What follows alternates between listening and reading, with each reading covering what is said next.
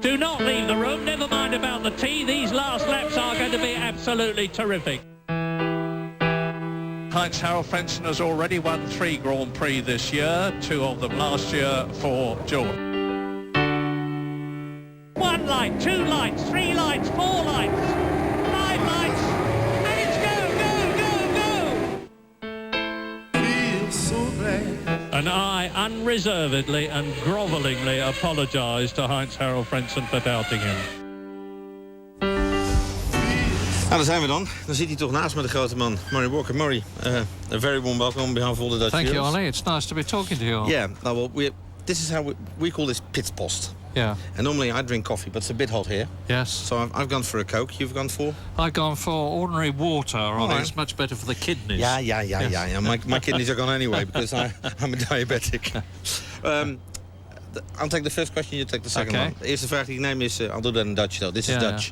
Die ik doe is van Frederik Wolderink en Peter Zwanveld. Die zich eigenlijk afvragen hoe zit het nou eigenlijk met die Monte Claus hier in Engeland. Want er zijn al rally afgezegd. Wat gebeurt er als dat straks nog steeds is of de Grand Prix van Engeland allemaal doorgaat? Nou, ga er maar vanuit dat ze dan onder controle hebben. Er zijn op dit moment wat parkeerplaatsen gesloten op Silverstone vanwege de Monte Claus hier. Maar ze hebben het eigenlijk allemaal redelijk onder controle op dit moment. En wij gaan er niet vanuit dat er problemen zullen zijn tijdens de grote prijs van Silverstone. This is about the disease on Silverstone. Dutch is an incredible language. I can understand some Italian, I can understand some German, I can understand French, but I cannot understand a single word you say. Well, the lucky part is that our viewers asked your questions in English. In English, just as well. Here we go. This is your first one.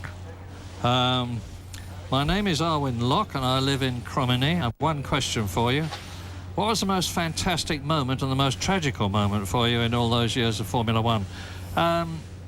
Good question. I mean, let's deal with the magical moments first. I'm English, and people who listen to my commentaries accuse me of being biased in favour of the English, which I am. Yes, I am. I'm an Englishman. So one of my magic moments was when my friend Nigel Mansell won the World Championship in 1992. Budapest? That's right, Budapest. I've known Nigel a very long time, since he was a Formula 4 driver. The most magical moment, I think, for me, was when my friend Damon Hill won the World Championship at Suzuka in 1996, because I had commentated on Damon's father, Graham, double world champion. Yep. And then I'd seen Damon grow up and race motorcycles, Formula Ford, Formula 3, Formula 3000. And here he was about to win the World Championship.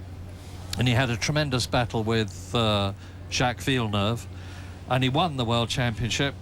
And it all came together as he crossed the line. And I said, I've got to stop now because I've got a lump in my throat. And it was very genuine. The most tragic moment, without a doubt, was having to commentate live, as we all did, the same thing, on the death of Ayrton Senna. Absolutely. Because we'd seen Gerhard Berger crash at the same corner. We'd seen Nelson Piquet crash at the same corner, and they were both perfectly all right. And it's very difficult, Ollie, isn't it? Because the pictures were too clear. Yeah, you don't know whether the man is alive but unconscious, or tragically, as turned out to be the case, not alive. Yeah. And it's a very, very difficult commentary job. But it's part of the sport and part of the game. Of the job, absolutely. Yes. Well, I'll give you another course in Dutch then. See what you get. Okay. See what you get from this one, which comes from Vreugdenhil. Boudewijn Vreugdenhil lives in Dordrecht. En hij zegt, bij het ongeval van Villeneuve kwam een auto hoog tegen het hek. Als dat in Monaco was gebeurd, was er een serieus probleem geweest. Hebben ze in Monaco daar wat tegen gedaan? Als er een coureur bijvoorbeeld in de haven terechtkomt.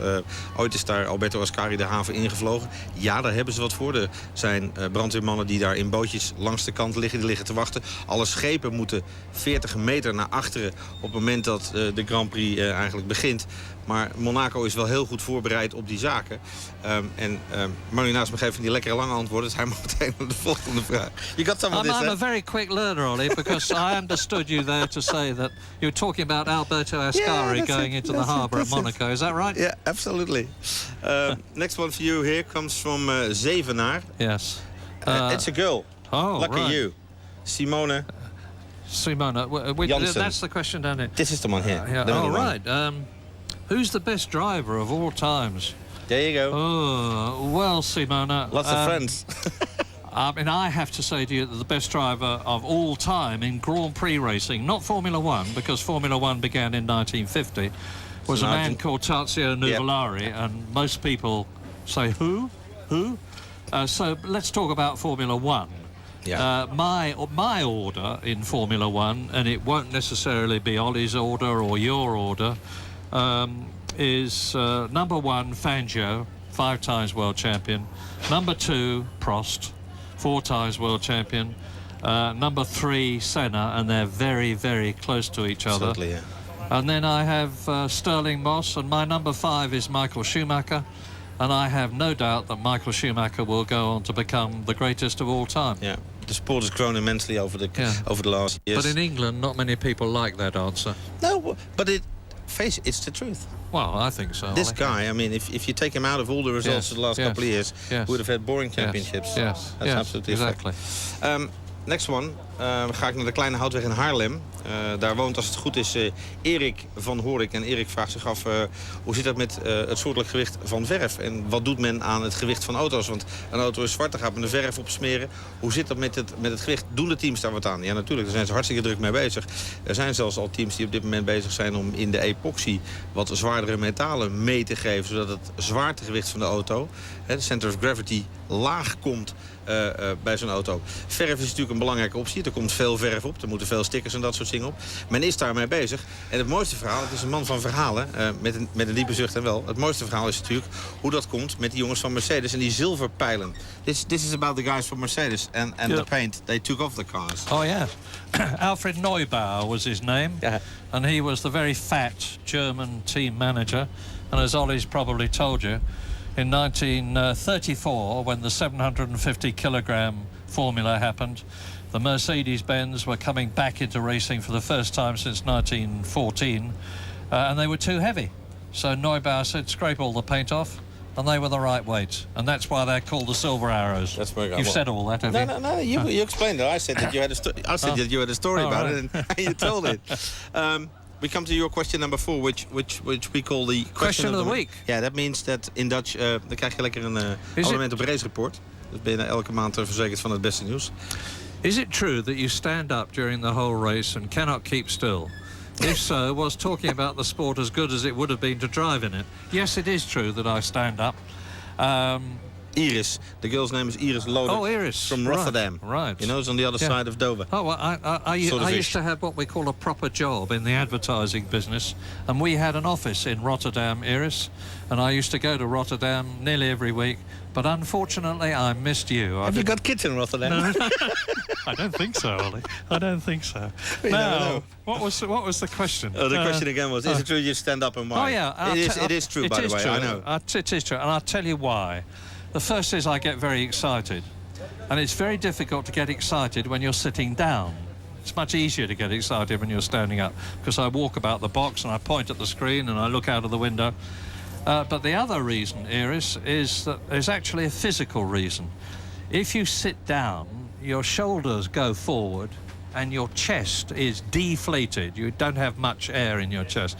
But if you stand up, your shoulders go back. That's it. And your lungs are filled with air, and you can project your voice better. So That's this is a true profession, you know. Commentating is not just a bit of professional bully. They think all we do is live in 5-star hotels, don't they? We do we? Well, you may do, Oliver. My last one comes from Roermond. Max Korsten stelt de vraag en die zegt: hoe zit het met de tankinstallaties van Formule 1? De tankinstallaties lijken mij wel kleiner. Wel, Max, je hebt hartstikke goed opgelet. De tankinstallaties zijn kleiner. Ze zijn ook veranderd. Vroeger zat er druk in met gas en met een grotere overlooptank. Er zit nu gewoon een elektrische pomp in. Ze zijn elektrisch geworden. Intertechniek heeft nieuwe tanks besteld voor dit jaar. De teams hebben het daardoor wat makkelijker. Er is ook minder gevaar. Maar, zeg ik meteen, de stroom mag niet meer uitvallen. En de FOA heeft nu al meegenomen hier naartoe extra aggregaten, zodat ze zeker weten dat de stroom niet uitvalt en de tankinstallaties gewoon helemaal oké blijven. We come to you, last one. We go to this guy. Ja. Easy name. Edgar. Edgar Alphenaar. Van Vlaardingen. After close all to these Rotterdam. years, what do you think about those every year regulation changes? I think they're unavoidable, Edgar. I mean, Formula One is moving on. In 1992, Nigel Mansell was driving the most advanced car we've ever had. Yep. Where he had automatic gearbox, ABS brakes, automatic ride height control. And if they'd been allowed to go on like that, the cars would have been going so fast that if there'd been an accident, it would have been a terrible one. I think that the governing body, the FIA, do a pretty good job. It's easy to criticise when you do not have to make the decisions. I think Formula One is very good as it is, and I just hope it stays the way it is now. Right. The problem is you won't be there next year because you decided to stop. Will it be difficult? Yeah, it'll be very difficult. This is my 53rd year of commentating on Formula One. This is my 10th. Here I am, you know. 10 jaar. And it's part of my life, and a very important part of my life. And I don't know what I'm going to do. I'm going to write a book, but when I've written the book, I'll have to find something else to do. So maybe I'll come and talk to you in your commentary box. It's fine with me. Thanks for being with us. My pleasure. Thank you. And enjoy the rest of the year. Thank you for asking me to talk to you. Top man. Good. Very good.